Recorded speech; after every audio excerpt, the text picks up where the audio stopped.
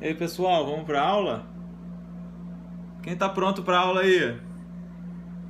Alguém tá pronto? Esse é o Pitoco. Dá boa noite, Pitoco, pro pessoal. Boa noite, pessoal. Vamos esperar entrar mais gente aqui. Dá boa noite, Pitoco. Pera aí, vamos esperar entrar mais gente e a gente vai começar. Enquanto isso, vocês ficam com o Pitoco aqui, porque ele tá estudando contabilidade também, ó.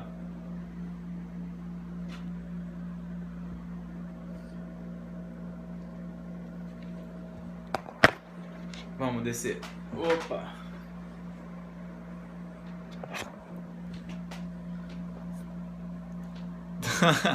E aí, galera, tudo bem? Bom, bastante gente aí, 190. Pitoco é bem bonito. Fala, Medula, meu amigo, tudo bem?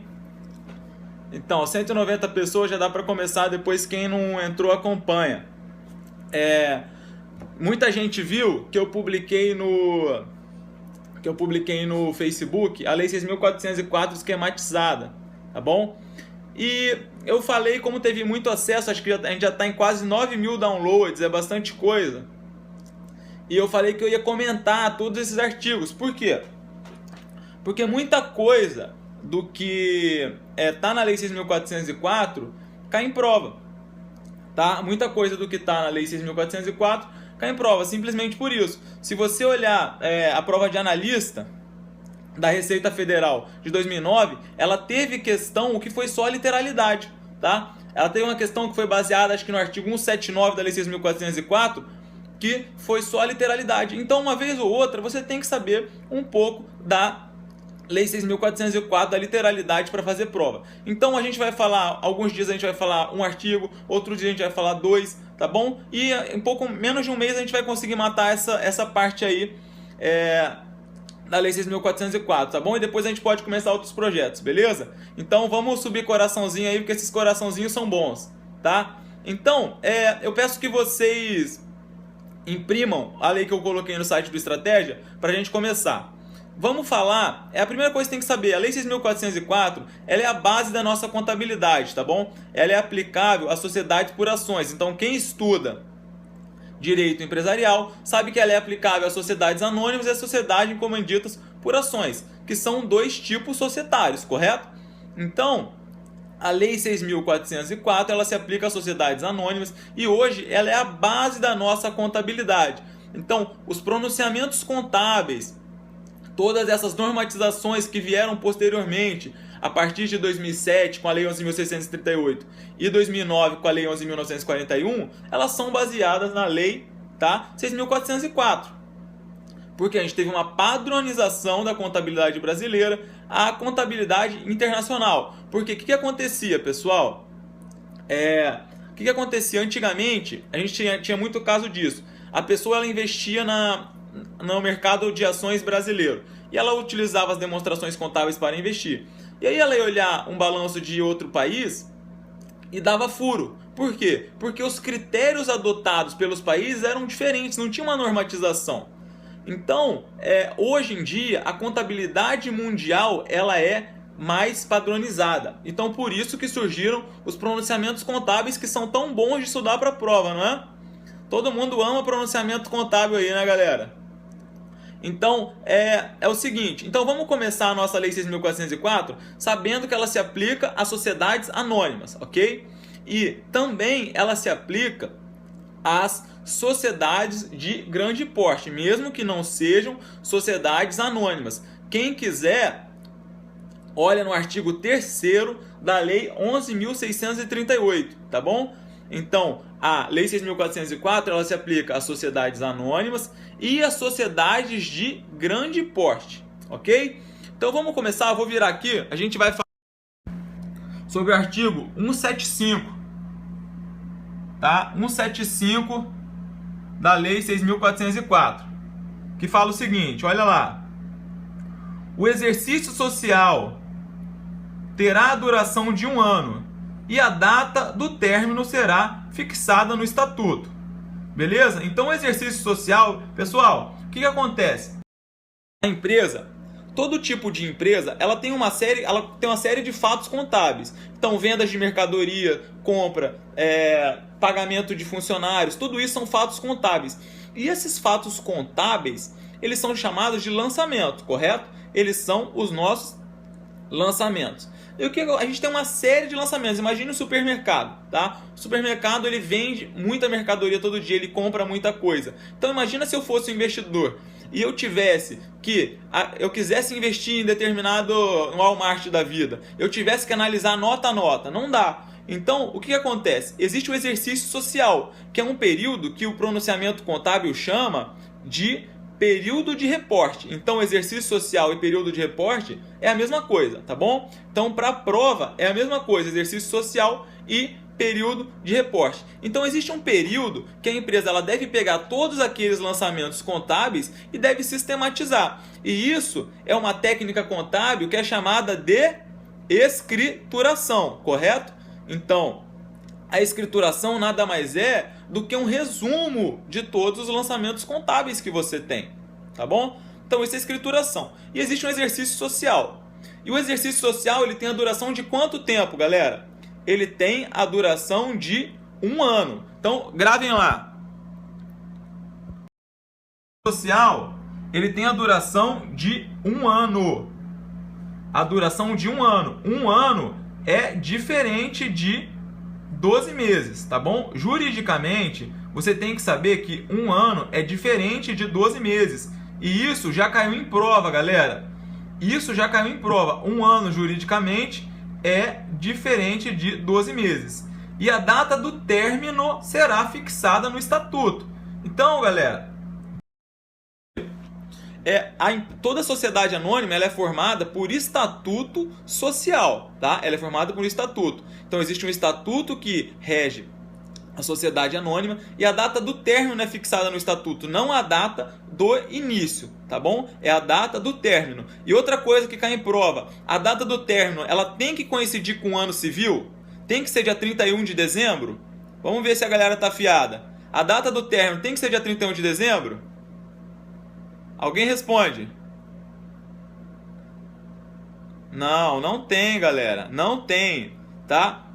Não tem, exatamente. A data do término não tem que necessariamente coincidir com o calendário civil. Só que muitas vezes isso acontece por quê? Porque para fins fiscais é difícil a gente adotar outra prática, tá? Então acaba sendo melhor.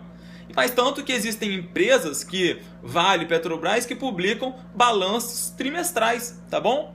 Então não há obrigatoriedade de coincidir com o exercício civil, mas acaba coincidindo. Então, para o artigo 175, parágrafo único, olha o que ele fala. Na constituição da companhia e nos casos de alteração estatutária, o exercício social poderá ter duração diversa. A gente está constituindo uma sociedade, tá? A gente está constituindo uma sociedade e a gente está constituindo essa sociedade no meio do ano. Então, nesse caso, o exercício social, a gente falou que o exercício social vai terminar em 31 de dezembro. Nesse caso, como a gente está constituindo no meio do ano, o exercício social ele poderá tanto ter a duração de 6 meses, como ter a duração de 1 ano e meio, ok? Então, no caso da constituição da companhia, o exercício social pode ter duração diversa. E a mesma coisa, a gente está lá, por exemplo, em setembro, no final de setembro, e a gente altera a duração do exercício social. Ele vai poder durar somente 3 meses finais, ou vai poder durar os 12 meses seguintes, mais 3 meses que faltavam. Então, no caso de constituição e alteração do estatuto, tá?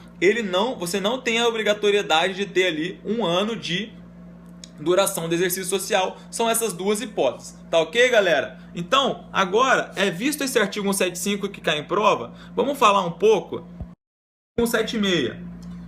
Dê uma olhada, eu vou pegar o carregador do meu celular, senão eu vou ficar sem bateria. Espera um segundinho, rapidinho.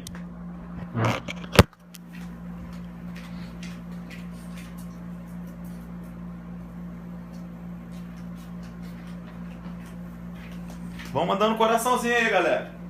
Tem que subir coraçãozinho.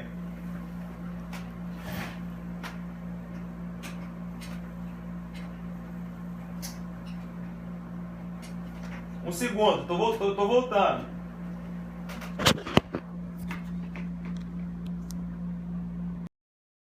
Beleza, tô de volta. Então, é o seguinte, visto o artigo 175, a gente tem que ir para um artigo muito importante, que é o artigo 176, tá bom? É o artigo 176. O artigo 176, ele fala o seguinte, olha lá. Ao fim de cada exercício social, a diretoria fará elaborar, com base na escrituração mercantil da companhia, as seguintes demonstrações financeiras, que deverão exprimir com clareza a situação do patrimônio da companhia e as mutações ocorridas no exercício. 1. Balanço patrimonial. 2. Demonstração dos lucros ou prejuízos acumulados. 3. Demonstração do resultado do exercício. 4. Demonstração dos fluxos de caixa. E 5. Se companhia aberta, demonstração do valor adicionado. Então, a primeira coisa que você tem que saber, a DOAR, galera, que é a demonstração de origens e aplicações de recursos, ela é obrigatória ainda? A DOAR ainda é obrigatória? Vamos lá, quem responde? A DOAR é obrigatória? Não, a DOAR não é mais obrigatória. Isso aí, eu gosto quando a galera participa. Mas, outra pergunta, a DOAR, ela deixou de existir? A DOAR, ela deixou de existir ou ela deixou de ser obrigada? Vocês têm que levar isso para a prova, tá? A DOAR, ela deixou de ser obrigatória, mas ela não deixou de existir, beleza? Então, levem isso para a prova. Então, ao final de cada exercício social, a diretoria elabora as demonstrações contábeis. E as demonstrações são balanço patrimonial, DLPA. Uma coisa sobre a DLPA interessante é que a demonstração dos lucros ou prejuízos acumulados, ela pode ser incluída na DMPL, tá bom? Quando a DMPL for elaborada e publicada pela companhia. Então, a DLPA, ela também pode ser incluída na DMPL, tá? Uma não pode ser substituída. Algumas questões de prova também falam isso. Tentam falar assim, olha, a DLPA pode ser substituída pela DMPL. Isso está errado. Ela pode estar incluída, ok? Então, o que mais? A demonstração do resultado do exercício também é obrigatória. Demonstração dos fluxos de caixas. E, se companhia aberta, demonstração do valor adicionado. Se companhia aberta, demonstração do valor adicionado. Contando também que, no caso da companhia fechada ter um PL menor do que 2 milhões, não há obrigatoriedade de elaborar a DFC. Ok, galera? Isso também é uma coisa bem importante, tá? Eu acredito que não vai cair, mas se aparecer, você tem que estar preparado. É o seguinte, o artigo 3º da Lei 11.638, ele fala que a companhia de grande porte, tá?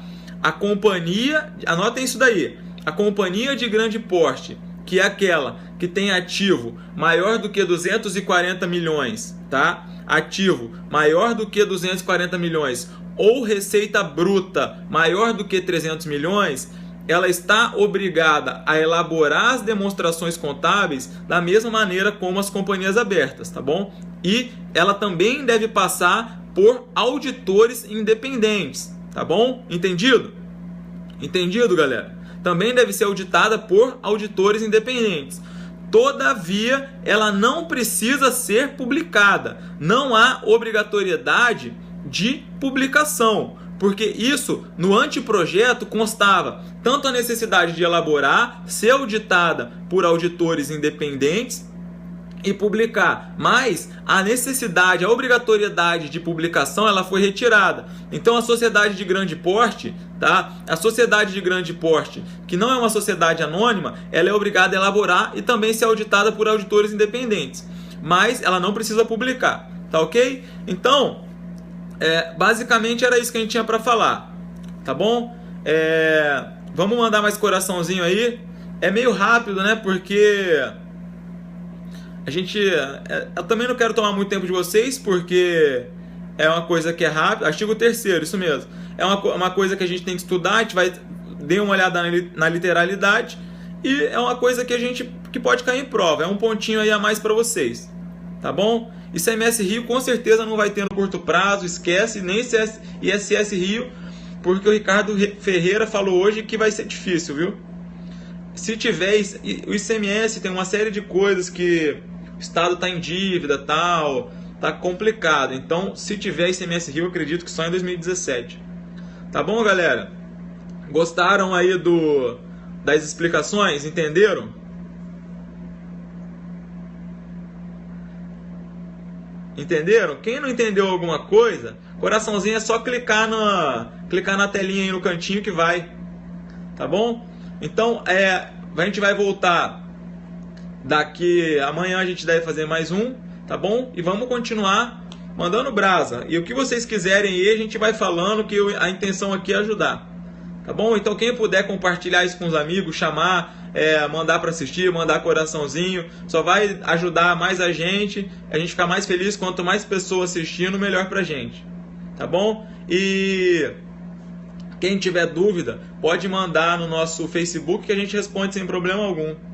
Tá, vamos falar assim, vou terminar a Lei 6.404 e a gente pode falar sobre os CPCs. A DVA ela é obrigatória para as companhias abertas, ok? O que mais? Alguma dúvida?